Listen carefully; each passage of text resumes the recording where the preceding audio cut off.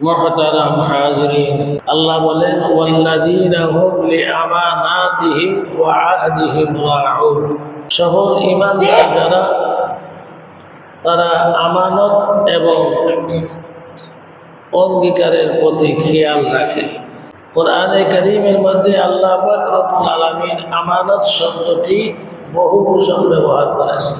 আমানত এর শব্দের শাব্দিক অর্থ হল প্রত্যেক ওই বিষয়ে যা কোনো ব্যক্তি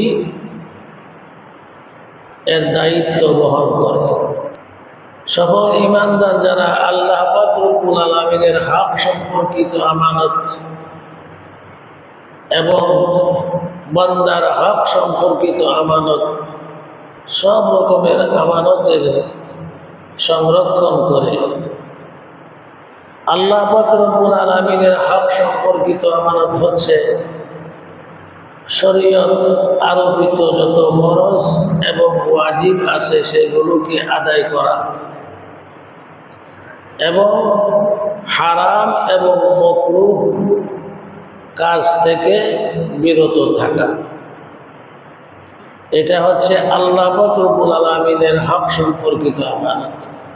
বান্দার হক সম্পর্কিত আমানতের মধ্যে আমরা তো সাধারণত মনে করি কারো কাছে কোনো কিছু, কোনো টাকা পয়সা বা কোনো বস্তু আমানত রাখলাম, কিন্তু এই টাকা পয়সা ধন সম্পদের সঙ্গে আমানত সীমাবদ্ধ নয়, বরং হাদিসের মাধ্যমে অন্যান্য বিষয়গুলো আমানত আছে। যেমন কেউ যদি কারো কাছে কোনো গোপন কথা বলে, এক ভাই আরেক ভাইয়ের কাছে গোপন কথা বলল, তার এই গোপন কথাটা ওই ব্যক্তির অনুমতি ব্যতি রেখে প্রকাশ করে দেওয়া, ফাঁস করে দেওয়া, এটা আমানতের মধ্যে খেয়ানত করা। ঠিক এমনিভাবে আমরা কোনো মিটিংয়ের মধ্যে বসছি, কোনো বৈঠকে বসছি, বৈঠকের মধ্যে যে সমস্ত কথাবার্তা আলোচনা হয়, বৈঠকের প্রত্যেকটি সদস্যর কাছে এই কথাবার্তাগুলো আমানত। রাসূল করিম সাল্লাল্লাহু আলাইহি ওয়াসাল্লাম বলেন, আল মাজালিসু বিল আমানা ইল্লা সালাসাতা মাজালিস সাফকু দামিন হারামিন ওয়া ফারজুন হারামুন ওয়া ইখতিতাউ মালিন বিগাইরি হাক্কি। মজলিসের মধ্যে যে সমস্ত কথাবার্তা হয়, রাসূল বলেন এইগুলো আমানত। কিন্তু 3 ধরনের বৈঠকের কথাবার্তা আমানত না। কোনো বৈঠকের মধ্যে বসে কাউকে অন্যায়ভাবে হত্যা করার পরামর্শ চলতেছে, এটা সংরক্ষণ করা, এটা আমানত না, এটা প্রকাশ করা যাবে। অথবা কোনো বৈঠকের মধ্যে কোনো জিনার আলোচনা চলতেছে, এই জিনা ব্যভিচারের কথা, এটা আমানত নয়। ঠিক এমনিভাবে কোনো বৈঠকের মধ্যে বসে কারো মালকে লুণ্ঠন করা, কারো মালকে হরণ করার আলোচনা চলতেছে, পরামর্শ চলতেছে, এই বৈঠকের আলোচনাগুলো আমানত নয়, বরং এগুলো প্রকাশ করা যাবে। এই 3 প্রকারের বৈঠক ব্যতীত অন্য যত রকমের বৈঠক আছে, যত মিটিং আছে, মিটিংয়ের মধ্যে যে সমস্ত আলোচনা হয়, এই সিদ্ধান্তগুলো অনুমতি ব্যতি রেখে অন্যত্র প্রকাশ করা আমানতের খেয়ানত। ঠিক এমনিভাবে হাদিসে আছে, আল মুস্তাশারু মুহতামানুন। আপনার কাছে কেউ কোনো কিছু পরামর্শ চাইল, আপনি এই পরামর্শ আমানত দেন।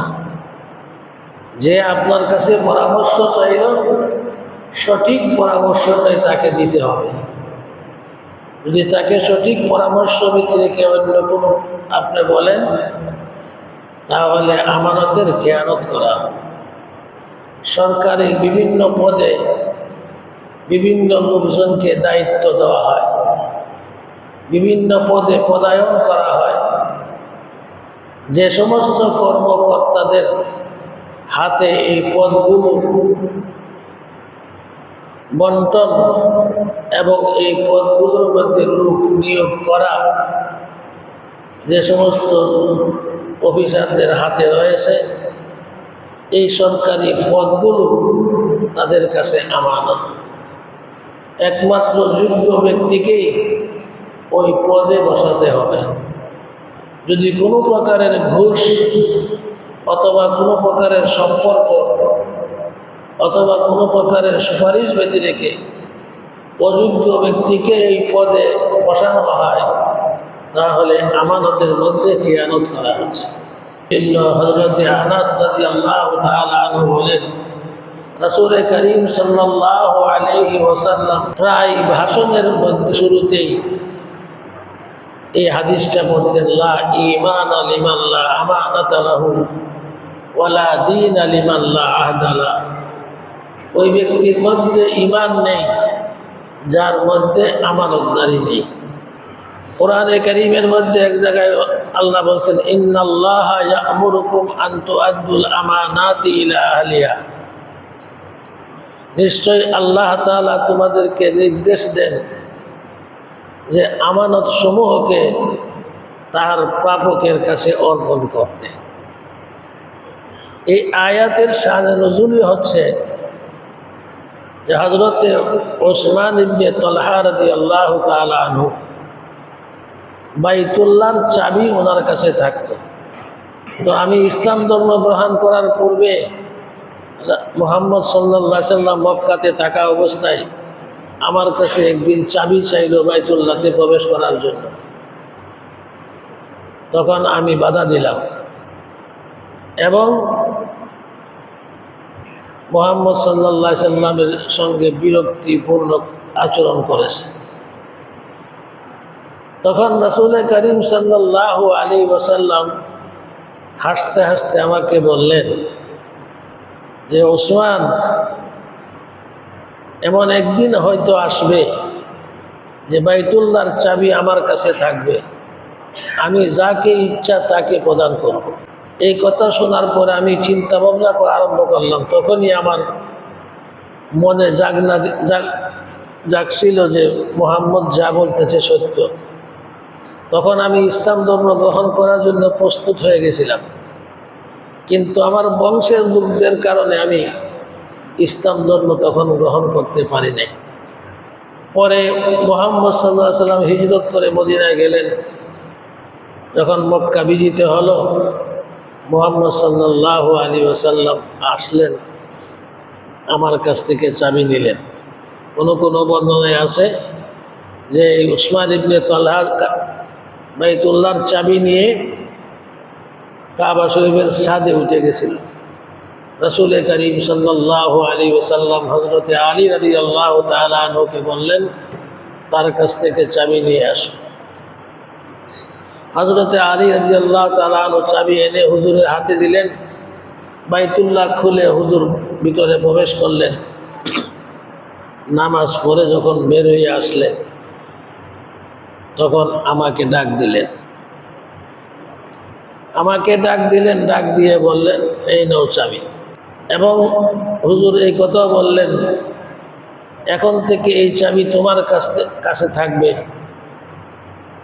যে কেউ তোমার কাছ থেকে এই চাবি নিতে চাবে সে জালেম হবে।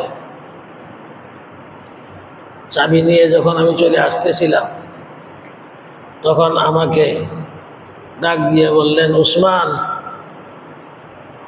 আমি যে বলছিলাম মনে আছে ওই কথা, যে কাবার চাবি একদিন আমার কাছে আসবে, আমি যাকে ইচ্ছা তাকে প্রদান করব। হযরত উসমান বলেন, আমার তখনই স্মরণ হয়ে গেল ওই কথা। তখন আমি ইসলাম ধর্ম গ্রহণ করলাম। হযরত ওমর ফারুক রাদিয়াল্লাহু তাআলা আনহু বলেন, রাসূল করিম সাল্লাল্লাহু আলাইহি ওয়াসাল্লাম ওই দিন যখন বাইতুল্লাহ থেকে বের হয়ে আসলেন, হুজুরের মুখে এই আয়াত উচ্চারিত হচ্ছিল, ইন্নাল্লাহা ইয়া'মুরুকুম আন তুআদ্দুল আমানাতি ইলা আহলিহা। আল্লাহ নির্দেশ দিচ্ছেন যে আমানতকে তার প্রাপকের কাছে পৌঁছে দিতে। সরকারি যে সমস্ত পদগুলো রয়েছে, এই পদের মধ্যে পদায়ন করা, এই পদের মধ্যে নিয়োগ এবং বরখাস্তর দায়িত্ব যে সমস্ত কর্মকর্তাদের হাতে ন্যস্ত, তারা যদি কোনো সুপারিশ অথবা কোনো ঘুষ ইত্যাদির মাধ্যমে কোনো অযোগ্য ব্যক্তিকে ওই পদে নিয়োগ দান করে, তাহলে আমানতের মধ্যে খেয়ানত করা হবে। বর্তমানে তাই চলছে। যোগ্য ব্যক্তি পদের মধ্যে বসতেছে না। সবচেয়ে বেশি এই পদের যে ব্যক্তি সবচেয়ে বেশি যোগ্য, ওই ব্যক্তি ওই পদের হকদার। সুতরাং ওই যোগ্য ব্যক্তিকে পদে না বসায়া অযোগ্য ব্যক্তিকে যারা পদায়ন করে, তারা আমানতের মধ্যে খেয়ানত করতেছে। বর্তমান দেশের মধ্যে দুর্নীতি, বিশৃঙ্খলা ইত্যাদি যে চলতেছে, এর কারণ এটাই, অযোগ্য ব্যক্তিদেরকে পদের মধ্যে বসানো হচ্ছে। সুতরাং কথা হলো, এটি আমানত শব্দটা অত্যন্ত ব্যাপক। আমানত শব্দটা অত্যন্ত ব্যাপক।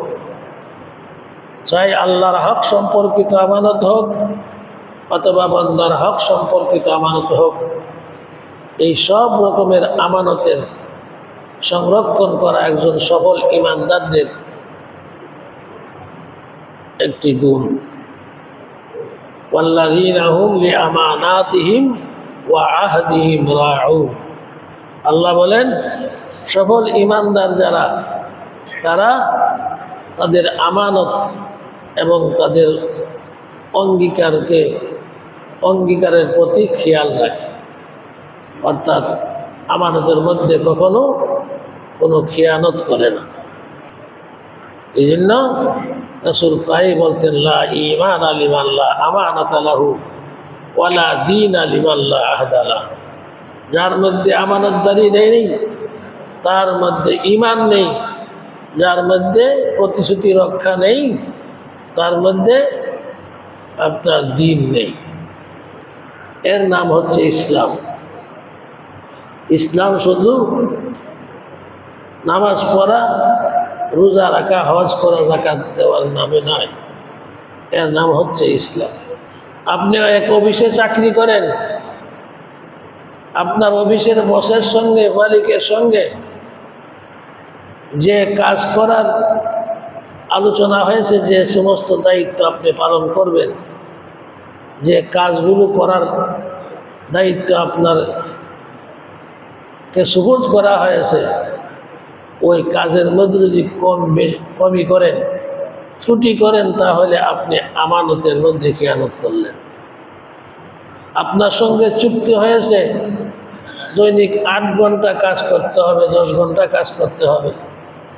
আপনি যদি 2 ঘন্টা, 3 ঘন্টা, 4 ঘন্টা, 5 ঘন্টা আপনি এর মধ্যে কাজ করে বাকি সময় ফাঁকি দেন, বাকি সময় চুরি করেন, এটা আমানতের মধ্যে খেয়ানত করলেন। কাম চুরি, সময় চুরি, এগুলো আমানতের খেয়ানত। অফিস আদালতের খবর নিয়ে দেখেন কি অবস্থা। যারা সরকারি অফিসে কাজ করে, দায়িত্বশীল, যে যত বড় অফিসার হয় তত বড় সময় চুরি করে। যে যত বড় অফিসার, সে তত বেশি সময়কে আপনার অপচয় করে, চুরি করে। সঠিক সময় অফিসে থাকে না। অফিস 9টার থেকে যায় 12টার সময়, আবার 2টার সময় চলে আসে, দস্তখত দিয়ে চলে আসে, সময় মতো কাজ করতেছে। যার জন্য কাজের মধ্যেও ত্রুটি করতেছে, কাজও হচ্ছে না। সে নিজের ইমানের 12টা বাজাইতেছে, রাষ্ট্রেরও 12টা বাজাইতেছে। প্রত্যেকেই যদি সঠিকভাবে সময়ের মূল্য দিত এবং সঠিকভাবে কাজ করত, তাহলে দেশের অবস্থা এরকম অবস্থা থাকত না। দেশ উন্নতির দিকে, দিন দিন উন্নতির দিকে যায়। লা ঈমানা লিমান লা আমানাত। একদিন আল্লাহ পাক রব্বুল আলামিনের দরবারে আমার জবাবদিহি করতে হবে, এই জিনিসটা স্মরণ রেখে আমার চলাফেরা করতে হবে। এই জন্য আল্লাযীনা হুম লিআমানাতিহিম ওয়া আহদিহিম রাউন, আমাদেরকে বুঝে শুনে চলতে হবে, চিন্তা ফিকির করতে হবে। সুতরাং 5টা গুণ আলোচনা শুনলাম সফল ইমানদারদের। আজকে 5ম গুণটা আলোচনা হলো আমানতের পরিপূর্ণভাবে সংরক্ষণ করা।